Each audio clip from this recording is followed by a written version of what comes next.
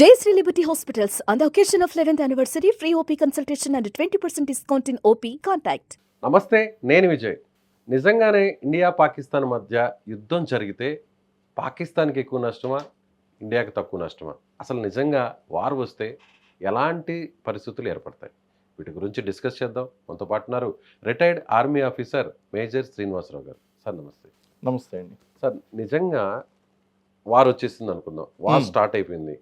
War start అయ్యే ముందు ఆర్మీకి ఎలాంటి ఇన్స్ట్రక్షన్స్ ఉంటాయి? ఫస్ట్ స్టెప్ ఎలా ఉండబోతుంది? అంటే మిలిటరీ ఆపరేషన్స్లో సోల్జర్స్ ఫైర్ స్టార్ట్ చేస్తారా, లేదంటే air force surgical air strikes చేస్తారా, లేదంటే నేవీ నుంచి అటాక్స్ ఉంటాయా? ఎలా ఉండబోతుంది? మిసైల్స్ లాంచ్ చేస్తారా? ఎలా స్టార్ట్ చేస్తారు? స్టెప్ బై స్టెప్ ఎలా ముందుకు వెళ్తారు? దీనికి ఫిక్స్డ్ సొల్యూషన్ అంటే ఏం లేదండి. అక్కడ ఉన్నటువంటి టార్గెట్ను బట్టి, మన స్ట్రాటజీని బట్టి సైమిల్టేనియస్ అటాక్స్ జరగచ్చు, లేదా ముందుగా ఆర్మీనే పంపించవచ్చు.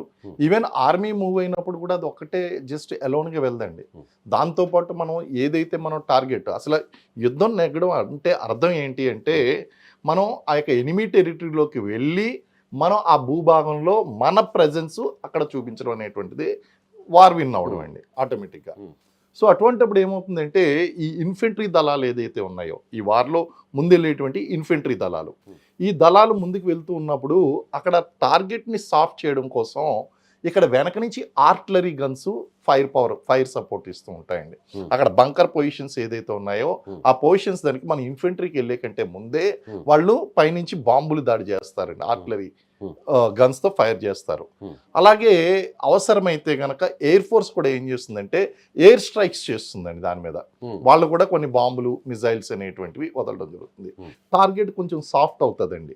సాఫ్ట్ అయిన తర్వాత ఇప్పుడు క్వశ్చన్ ఏంటి అంటే, ఇక్కడ ఆర్మీ యొక్క ఇన్ఫెంట్రీ ఏదైతే ఉందో ఆ ఇన్ఫెంట్రీ ముందుగా వెళ్ళి అక్కడ ఉన్నటువంటి మిగిలిపోయినటువంటి సోల్జర్స్ ఎవరైతే ఉన్నారో వాళ్ళని భౌతికంగా హతమార్చి, వాళ్ళని చంపివేసి, లేదా వాళ్ళని బంధించి అక్కడ ఉన్నటువంటి ఆ పోస్ట్ లోని మన ఫ్లాగ్ ఎగరేస్తారండి. మన ఫ్లాగ్ ఎగరేస్తారు. మన ఫ్లాగ్ మన స్వాధీనంలోకి వచ్చిన మన ఫ్లాగ్ ఎగరేసేస్తారు. అంటే అప్పుడు దాకా అక్కడ ఉన్నటువంటి పాకిస్తానీ ఫ్లాగ్ లో బదులు దాని ప్లేస్ లో ఇండియన్ ఫ్లాగ్ వస్తుంది. సో అది మన పరం అయిపోయింది, మన వశం అయిపోయిందండి.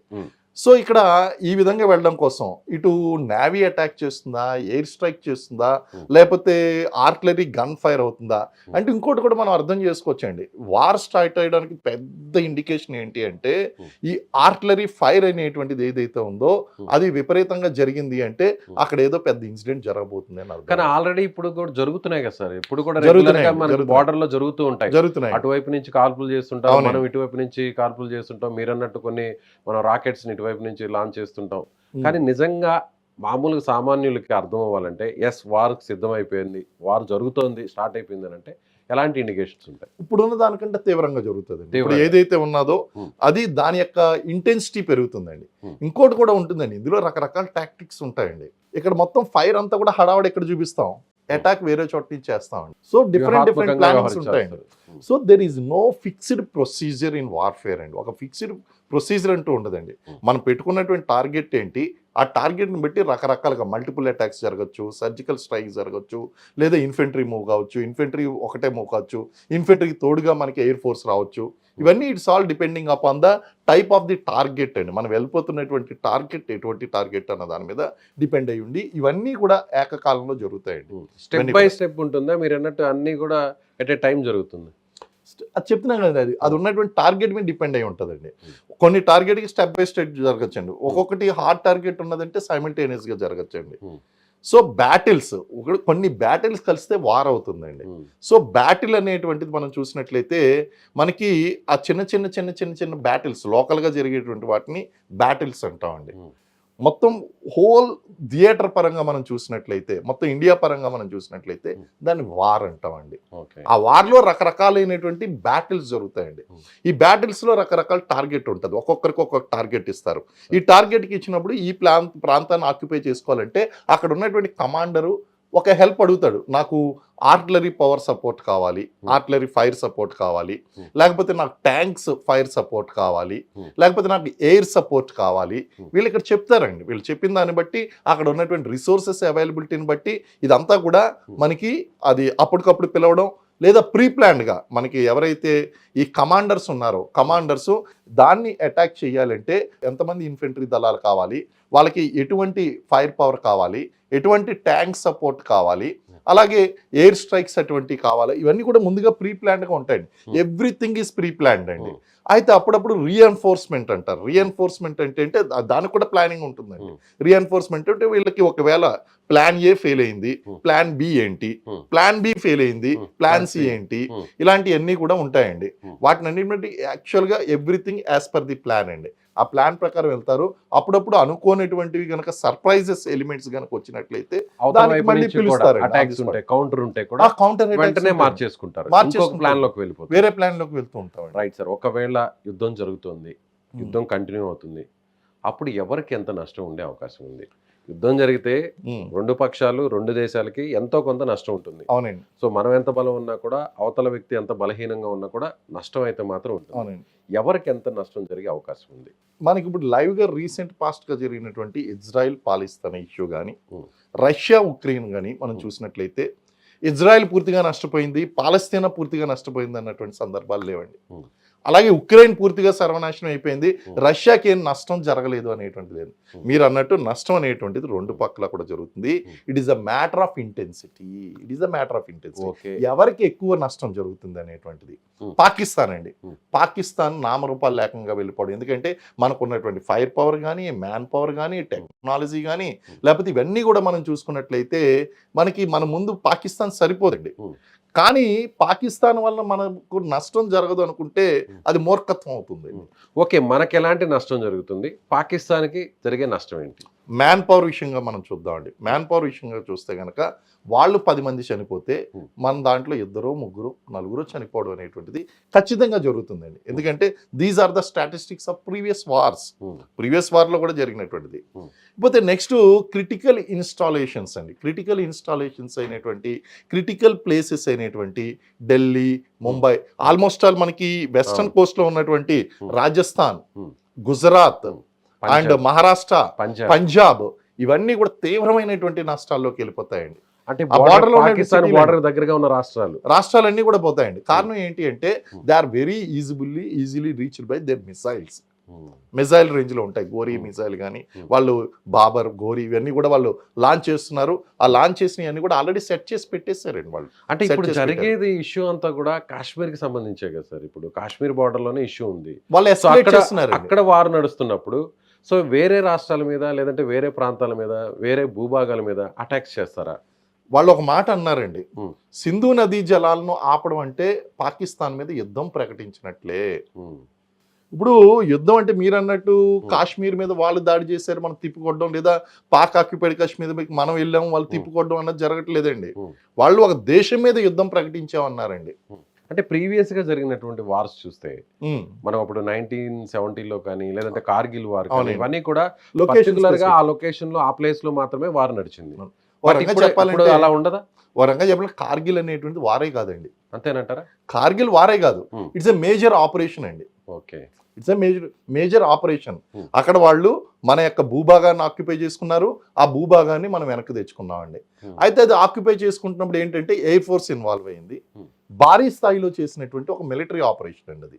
సో దాన్ని జనరల్గా పబ్లిక్ ఆపరేషన్స్ అంటే పెద్దగా అది జనరల్గా తీసుకుంటారు కాబట్టి దాన్ని ఒక వార్ రూపంలో దాన్ని చూపించడం జరిగిందండి. అంతకుముందు జరిగినటువంటి వార్లు కూడా మీరు అన్నట్టు కాశ్మీర్ని ఆక్యుపై చేసుకోవడానికి, ఇలాంటి లేదా బంగ్లాదేశ్ని రెగ్యులేట్ చేయడానికి చేసినటువంటి లొకేషన్ స్పెసిఫిక్ వార్స్ అండి. ఇక్కడ కూడా మనం ఆ యొక్క నదీ జలాల్ని మనం టైట్ చేసాం కాబట్టి వాటి మీద వాళ్ళు ఆక్యుపై చేసుకోవడానికి వాళ్ళు వస్తారు. అండ్ ఇండియా మీద వార్కి వస్తున్నారు కాబట్టి ఈ మిగిలినటువంటి ఫ్రెండ్స్ ఏదైతే ఉన్నాయో దాని మీద కూడా వాళ్ళు ఇప్పుడు ఏంటంటే స్పెసిఫిక్ ఎజెండా లేదండి వాళ్ళకి. వార్ అంటున్నారు కాబట్టి కంప్లీట్ ఇండియా మీద వార్ ఉంటుంది. ఇప్పుడు ఎవరైనా కూడా, మనమైనా కానీ, పాకిస్తాన్ అయినా కూడా ప్రపంచ దేశాలకి, ఐక్యరాజ్య సమితికి ఖచ్చితంగా సమాధానం చెప్పాలి. అగ్ర దేశాలకు కూడా సమాధానం చెప్పాలి. ఇప్పుడు వార్ నడుస్తుంది, మీరు అన్నట్టు ఆపరేషన్ స్టేజ్ లో ఉన్నటువంటి ఇది ఈ వారు, ఆ తర్వాత దేశాలకి వేరే ప్రాంతాలకి పాకింది అనుకుంటే తప్పు ఎవరి వైపు ఉండే అవకాశం ఉంది? అంటే ఎవరైతే పర్టికులర్గా కాశ్మీర్లో కాకుండా, బోర్డర్లో కాకుండా వేరే ప్లేసెస్ని టార్గెట్ చేస్తే పాకిస్తాన్ తప్పు అవుతుందా?